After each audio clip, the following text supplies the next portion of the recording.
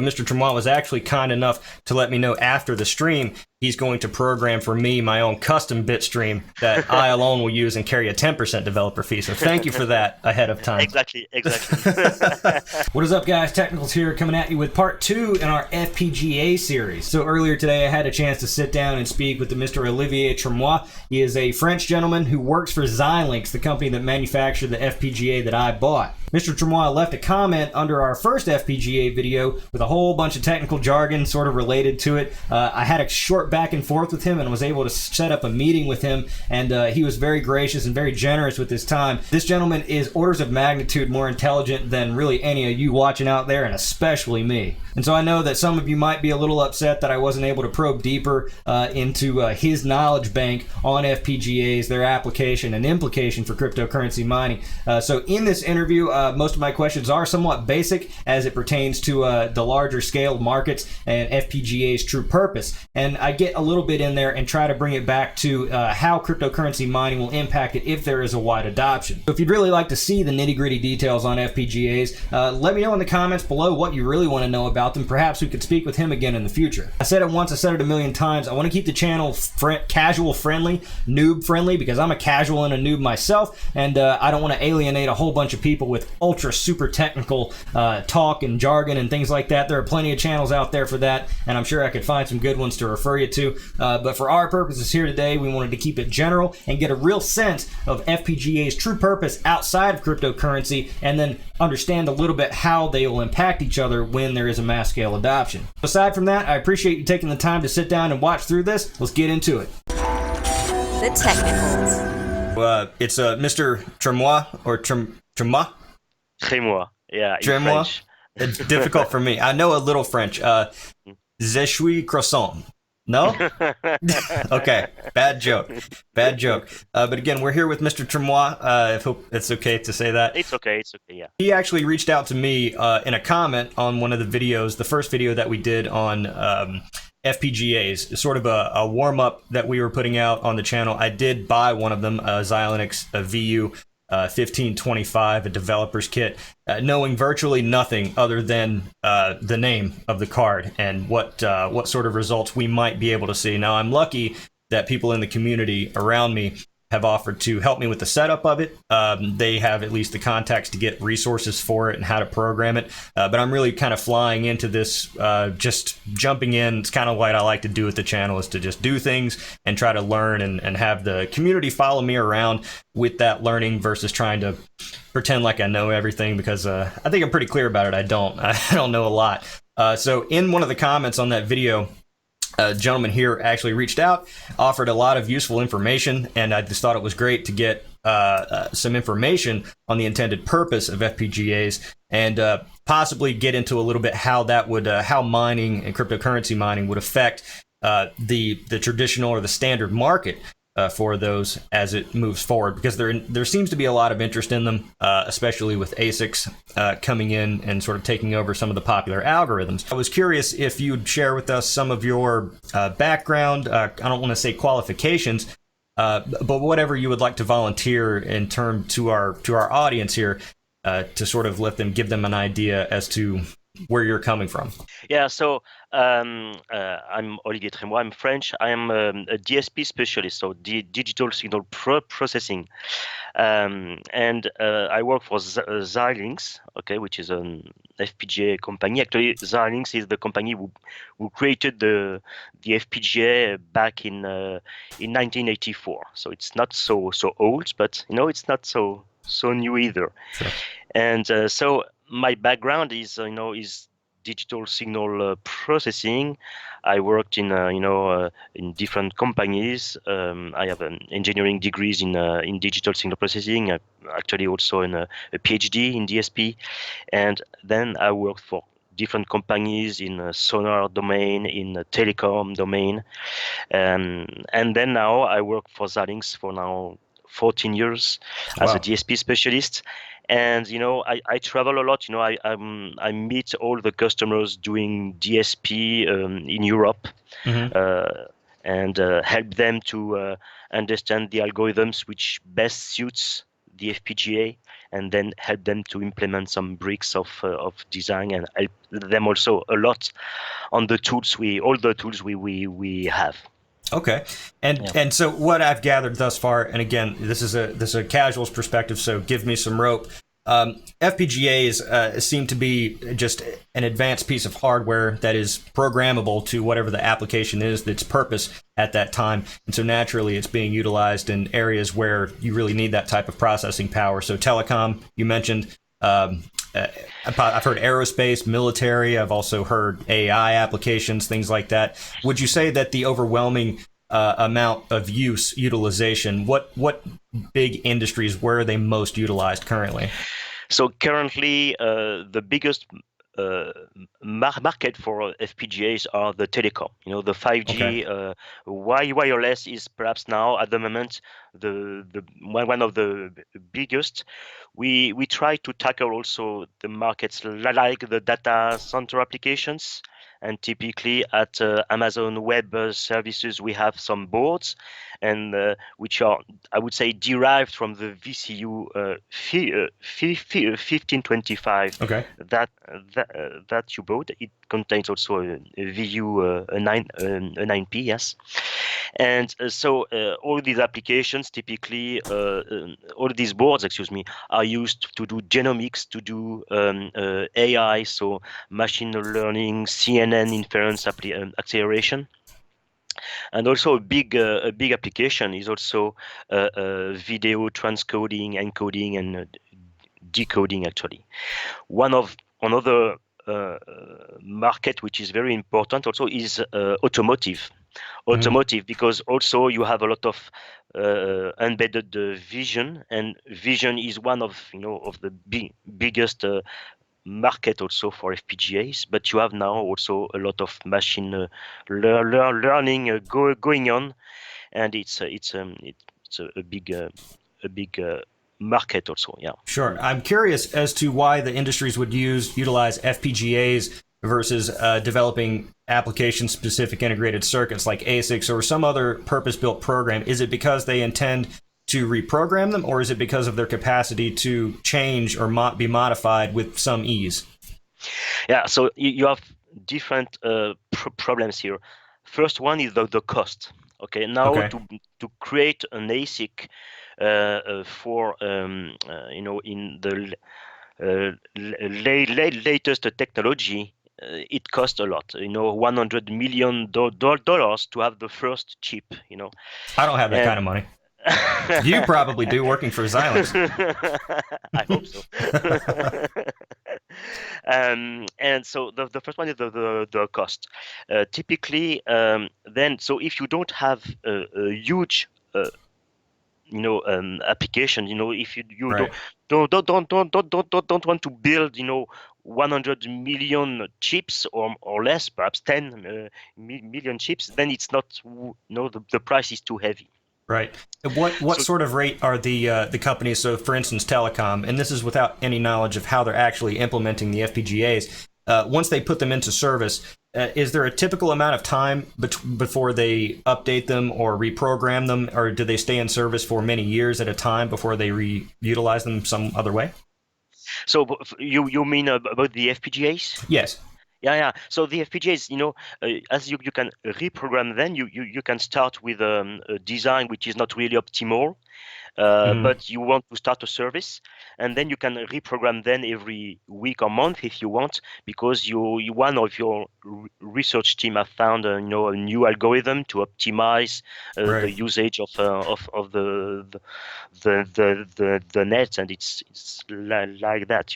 So below all the antennas for the telecoms, the big antennas you have, you have a cabinet with a lot of FPGAs actually, and to do all the computing necessary for the digital front end, the baseband, all the beamforming going on, FFTs, massive FFTs, and etc. Right. Perhaps one market which is also important for Xilinx are all the industrial IoT, Internet of Things. Internet of Things, yes. Yeah, but everything now is smart. Smart.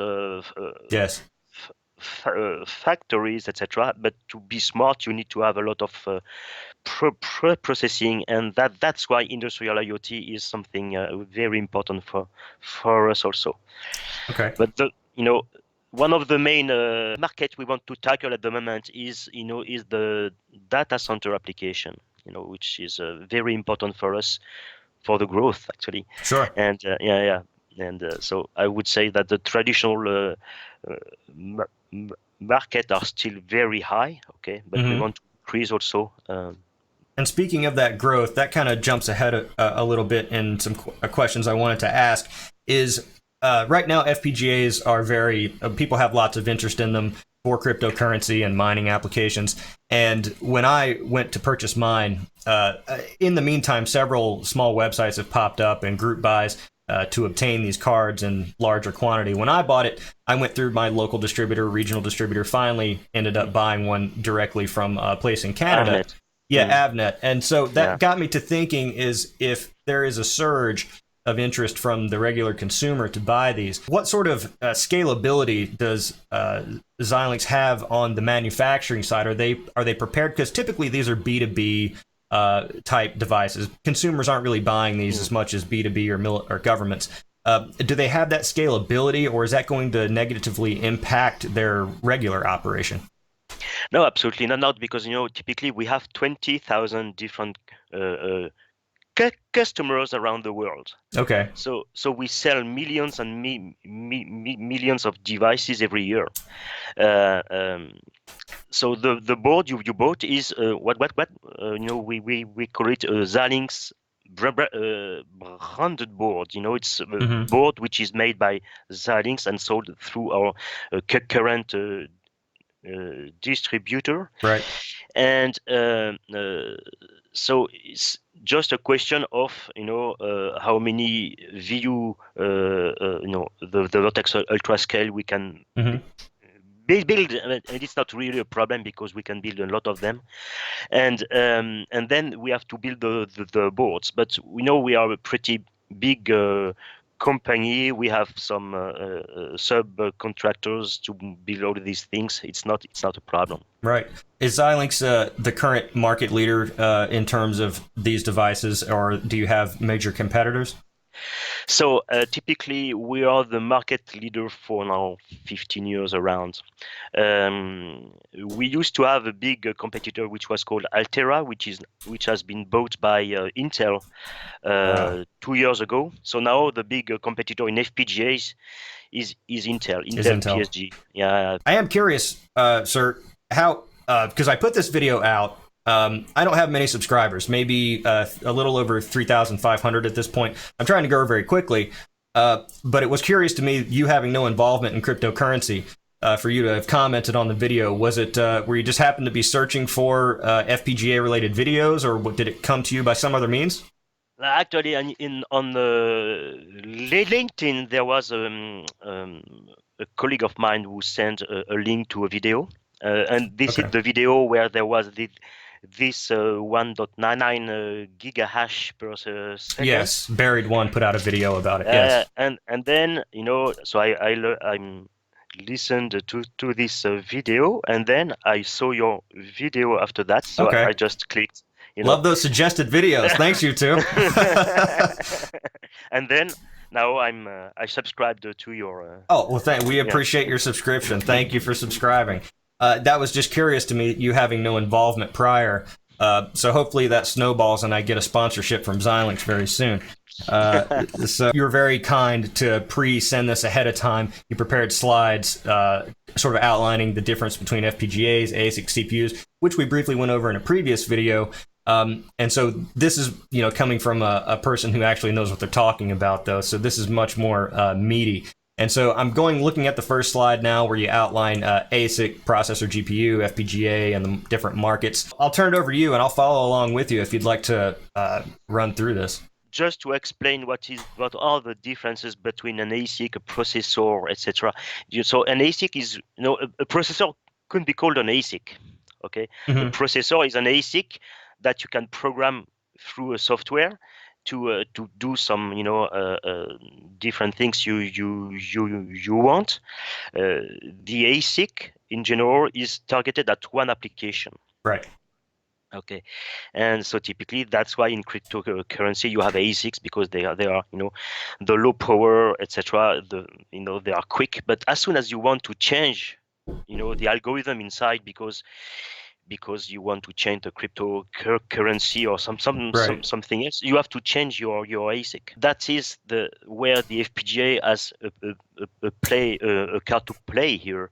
It's because it's just an array of logic which is completely it's a blank slate, and you can program it and reprogram it as you wish. And actually inside you can program a processor. Actually, the FPGAs are used to prototype ASICs on the processors. Right. And typically in our IPs, the intellectual properties, it's kind of a library, I would say. Mm-hmm. In our libraries, we have a processor, for example, which is called a microblaze, and you can put one or more microblazes inside your FPGA. It's really you can, and then you can reprogram it to add another one, or Right. It's very and I think that's the flexible. Yeah. Right. That's the main appeal that I feel that a lot of people in cryptocurrency and mining are seeing in FPGAs, is because the ASIC dominance is moving in. And when I refer to ASICs, I mean the ones put out by companies like Bitmain or Silicon. And so, going and buying GPUs is they're just not going to compete with the efficiency and the power of ASICs. But then buying ASICs, you stand the chance of these different algorithms forking away to a new algorithm and rendering the ASICs useless. And so these FPGAs provide the efficiency and power of an ASIC with the flexibility of a GPU. The real hurdle in there being the expertise required to program them. The upfront cost is heavier than a lot of different things. The price is heavier. Yeah. Do you feel that knowing what you know about the current state of the industry and Xilinx and other manufacturers, do you feel that a surge in popularity and consumer interest will spur them to possibly put out pre-configured solutions or cheaper solutions that are more consumer oriented? So typically, we sold a lot of FPGAs to companies for Bitcoin mining. I think there is if you go to the Xilinx website, you will see some. There is an example of a Chinese company who now sells boxes with FPGA inside, and it's much less expensive because it's a smaller FPGA. The VU. Sure. The one you have in the VCU 1525 is very expensive. Yes. Okay. That's why the board itself is very expensive. But you have a lot of smaller FPGAs and cheaper FPGAs that can be used in this kind of application. The counterpart is that they are less compute. The performance is less. Right. So right. That's always a trade-off in between the performance and the price. And if you want more performance, then you can earn more. Right. That's. So do you think it would be less of Xilinx offering a consumer-grade FPGA to the masses, or do you think it would possibly be a third-party player moving in to fill that space? Yeah, it will always be a third-party player, actually. Yeah, because that's your business, is B2B, large application, important people, not people mining Bitcoin, things like that. No, it's not that. It's because our application, we sell FPGAs. We create FPGAs. We sell FPGAs. Mm-hmm. The application on it is not our.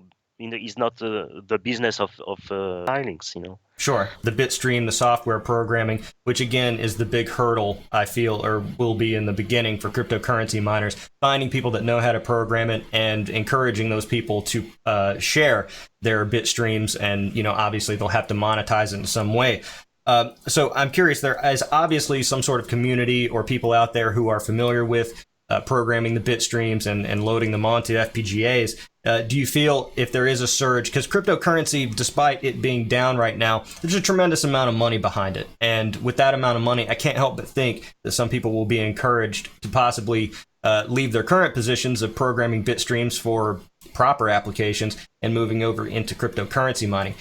Is there a large community of people programming bit streams? Are there tech firms that specialize in that type of thing? And how do you see them being impacted by a surge in popularity from cryptocurrency miners in the bit streams? Yeah, so typically, as an FPGA provider, we work a lot also on the tools to program the FPGAs. Mm-hmm. So the standard way to program an FPGA is what we call RTL code, HDL, high description language. But now it's been perhaps almost 10 years that we work a lot on C programming for FPGAs. Okay. So we have a tool called Vivado HLS, high-level synthesis, that can take C++ code to create an RTL code. Okay. And that's a way, I will say, to democratize the way to create a bit stream for an FPGA. Okay. And on top of that, again, above that, we have some tools also which are used to program FPGAs in C, C++, or even OpenCL, actually. And typically, we have these so-called SDSOC and SDAccel tools, where you program everything in C, in C++, or in OpenCL. And then automatically Vivado HLS will be called in the background to create the RTL code, and then you have a direct connection in between the processor and the FPGA part. So SDSOC is more for the device we have, which are called Zinc MPSoC, where you have an ARM core, which is tightly connected to the FPGA part. SDAccel is different. Actually, the VCU board that you bought is one board that can be used within SDAccel, and SDAccel is more a kind of a PC x86, with the VCU inside. 1525, and the tool will automatically use this board as a standard GPU, I would say.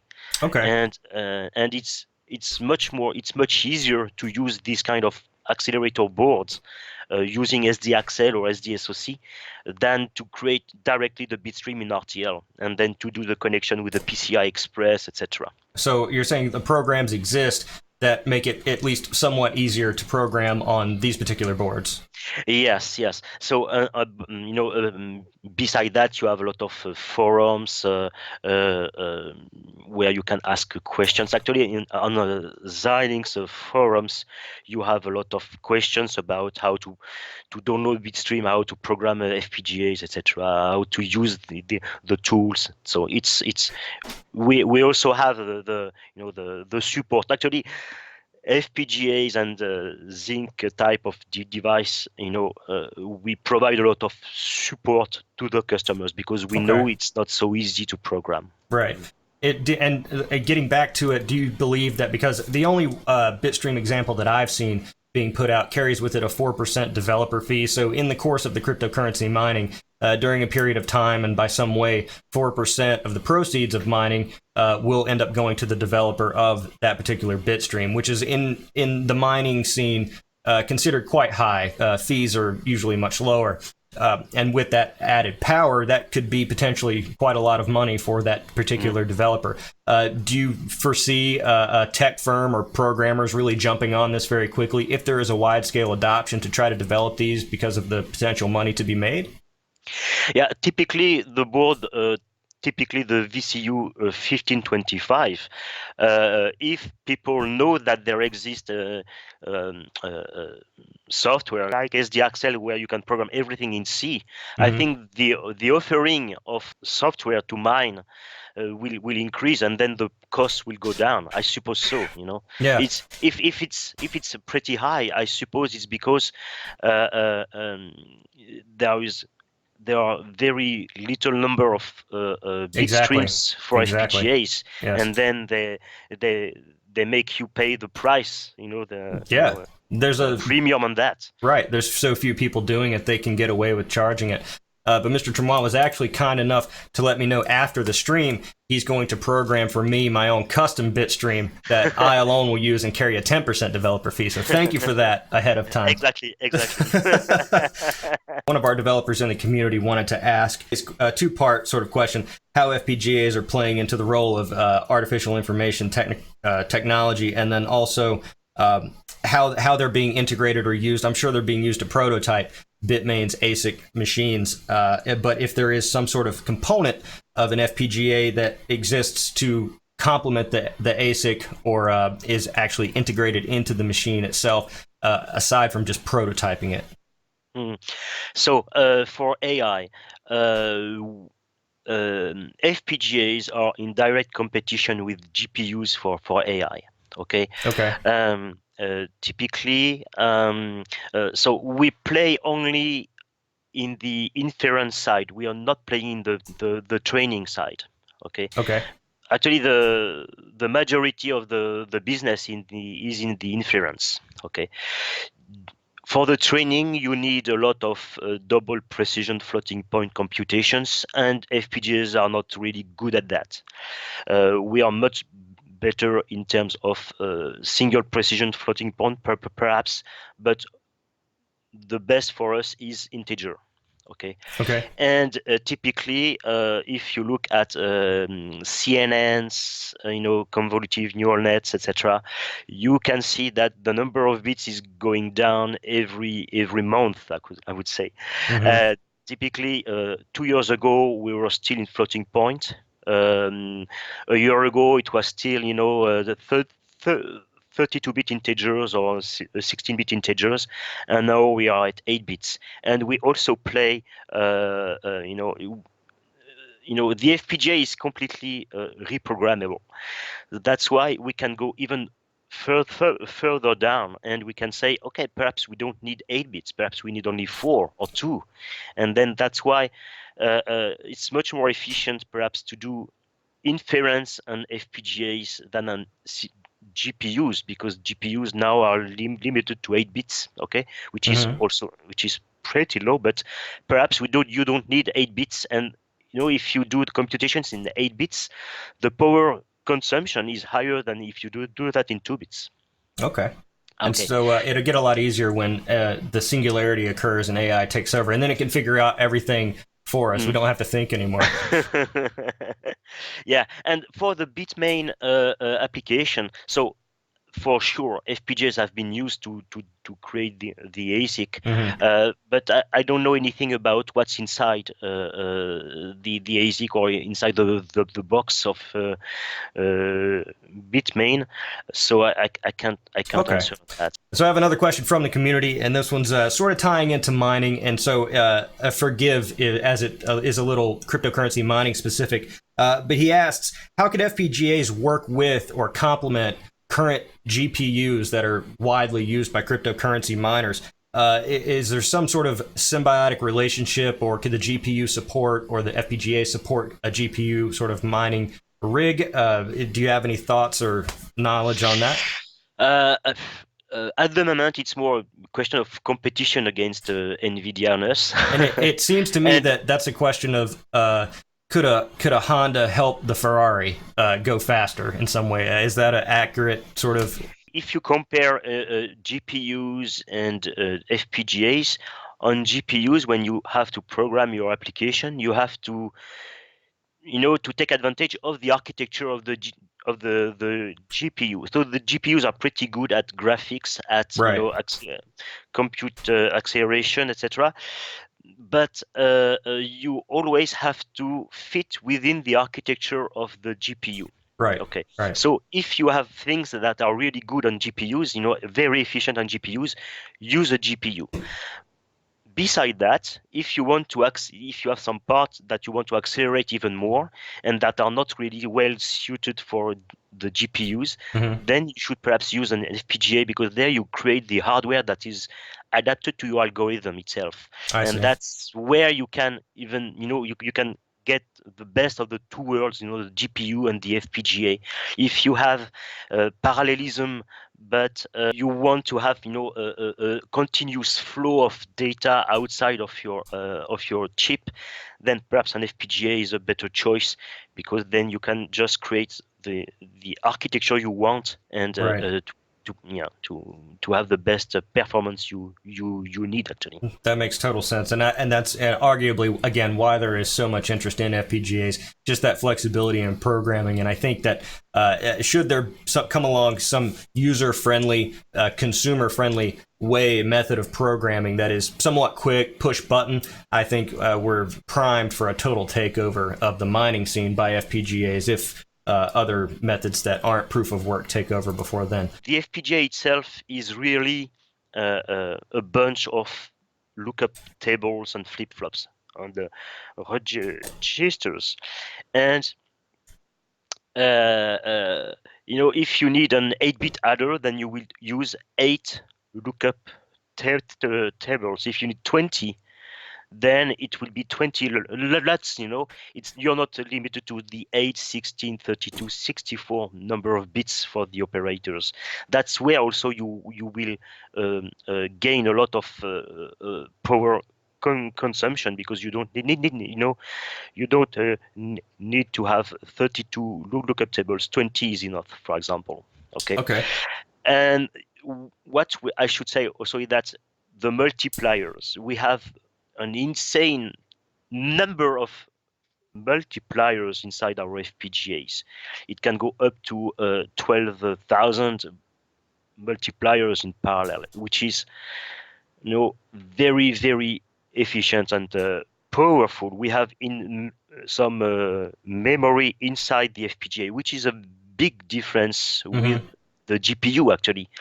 And with the GPU, it needs to get the data from the DDR, the GDDR, I would say, right, and put it back. But we have memory inside, so we don't have to get out of the FPGA to process the data. And on the next slide, actually, I have on FPGA overview, the diagram. Yes, exactly.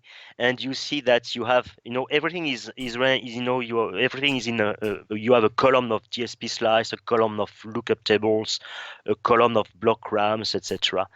And then when you apply a bit stream, when you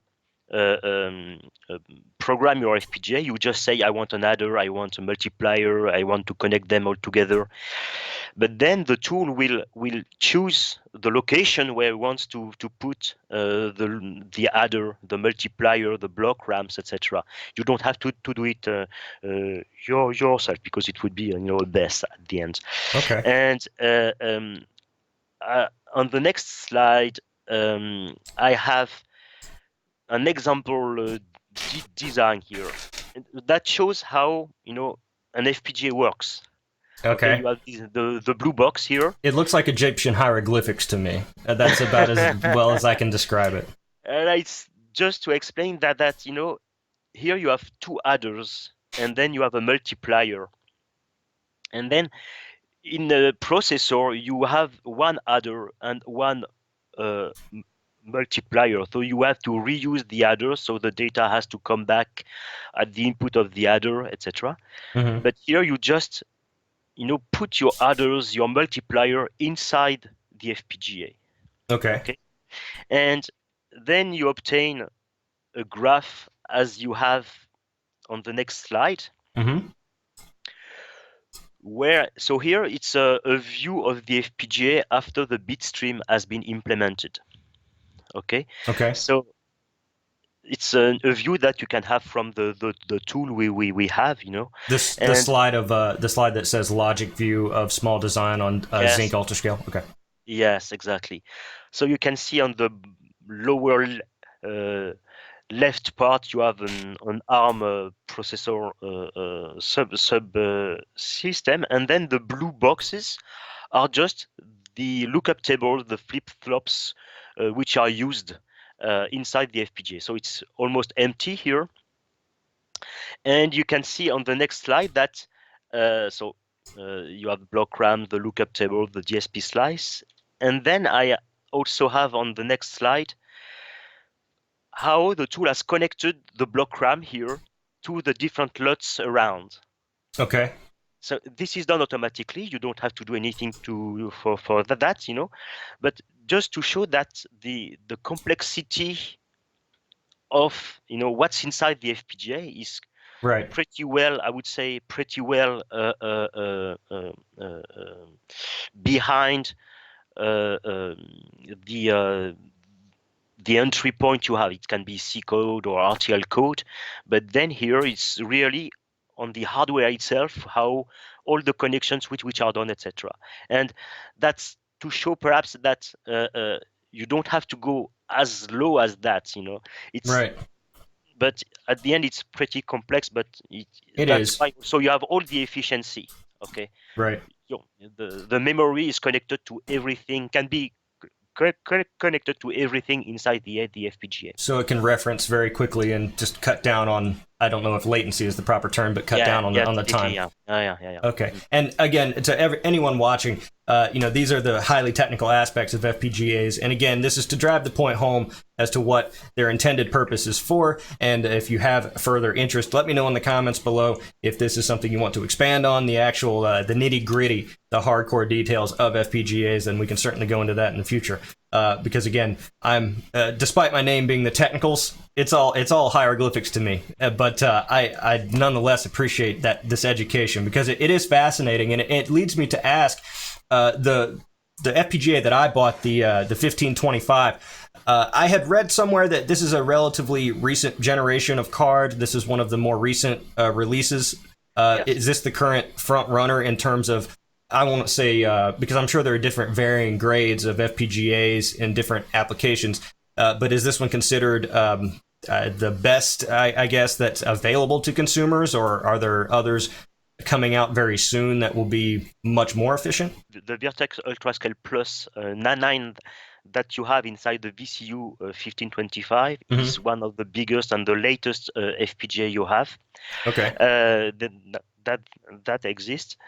I think that there will be a new version of the board with a bigger FPGA, the VU 13P, I think. But still, in the future, if you go to the website, we want to launch a new kind of device which is called ACAP. Accelerate. I need to. It's fine. You can make something up, and I'll believe it. It doesn't matter what you say. Yeah, it's ACAP. So it's acceleration processing platforms, and this new kind of FPGAs, but it will be much more than FPGAs. Will contain processors and different resources that can be used, but it's not for tomorrow. It's for 1 year and a half from now. Yeah. So still in development and before it reaches manufacturing. If you want to look at that, you just go to the Xilinx website, and our CEO has a very nice video about that. Sure. And I'm not very familiar with the actual, I'm familiar with some manufacturing for different types of products, not electronics. But I am curious, with these types of products, are these done like many electronics companies where the individual parts are sort of assigned to different firms and then assembled by another factory? Or does Xilinx do actually any of that themselves in-house, or is it is all contracted out? Is that the standard? No, actually, in 1984, when we created the company, we were the first fabless company for electronic devices. Okay. So we never, the foundries are not ours. Okay. So now we use TSMC in Taiwan to create to build our FPGAs. So all the design is done in house. It's our secret sauce. Sure. And then TSMC is the foundry to create the FPGAs. Then the packages, etc. is, I think it's a different story, because we can do that ourselves, or we can third party is doing that. But the chip itself is TSMC. Sure. The big thing for FPGAs is that we need to verify every single lookup table and register and DSP slice, etc., on the device itself. And this verification is done by us, actually. We need to do that because we don't know what will be the design on the FPGA. So we don't know. We must be sure that all the lookup tables are working inside the FPGA itself. Okay. So that's the thing. Okay. And again, I'm so grateful to you for offering this information and taking this time to speak with me, because I am orders of magnitude lower than you on the knowledge pole, especially on these things. And so again, I'm very grateful. But I would ask one more time, I guess, in sort of a summation, a closing to this part, knowing what you know about the cryptocurrency mining scene, the amount of money that's behind it, the potential for it to sort of run in and cause all sorts of problems with, product sourcing and buying and, draining resources that would otherwise be used in the proper FPGA space. Just what are your thoughts on how this may impact what you're doing, in particular, your company, or the grand ecosystem of FPGAs? So perhaps we will see some more third-party companies using our FPGAs to these kind of applications. I don't think there will be we can sell millions of FPGAs to a single company. So I don't think there will be millions of FPGAs for crypto. But it's perhaps also one aspect of the data center applications. I mean that, when we talk to Amazon, that they told us that their GPUs were used a lot for cryptocurrency during night. Okay, because it's less expensive to use the Sure. GPUs, and so if and we see the market of data center growing, at very fast rate. Mm-hmm. And perhaps the cryptocurrency will be the same thing. I don't have a lot of knowledge about that, but if you have many different cryptocurrencies all around, and you want to try different things, etc., FPGAs will be the best choice for you. And if there are millions of people wanting to do that, perhaps it will be a market that we will have to take care of, and then perhaps adapt our future FPGAs for them to be much better adapted to these kind of consumers applications. Yeah. Right. And I can't agree more. The more I research into FPGAs and just evaluating what's happening on a daily basis in the cryptocurrency mining scene, I would agree that FPGAs are probably primed to be the next thing. GPUs simply can't keep up with the power and efficiency of ASIC miners, but people are hesitant to buy ASIC miners because of their obsolescence if something happens with the underlying algorithm. That flexibility in reprogramming the FPGA makes it just a huge selling point. And also, I can imagine that there's probably at least some sort of secondhand market for FPGAs. Probably not from big companies like Verizon or China Telecoms and things like that. But I can only imagine that with this type of power, people can feel a little safer buying an FPGA. Is there anything else that you wanted to let known? And I did want to ask, sir. Again, I appreciate you taking the time. Is there anything you'd like to promote or speak to while you're here? Or I'm wondering why you agreed to do the interview. No, I agree because I like the people who try to give their knowledge to other people, So, and you're this kind of guy that want to, Thank you. let no, but I think if people want to try FPGAs, we have plenty of very small boards that can be bought from Avnet or from Digiland. Is there one you'd recommend for someone who's interested in trying FPGAs but doesn't want to pay $4,000 or $5,000 for a 1525?